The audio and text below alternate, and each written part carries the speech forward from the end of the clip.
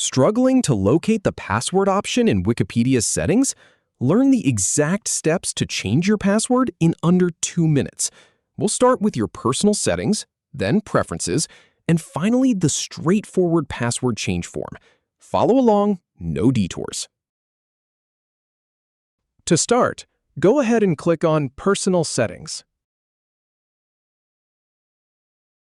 Then select Preferences from the options that appear.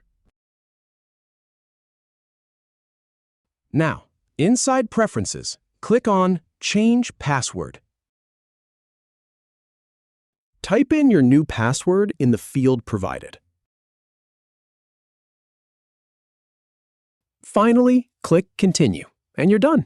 Thanks for watching. If you have any feedback or if any info is inaccurate, please leave a comment below. We'll do our best to answer or redo the video if needed. Thanks for watching.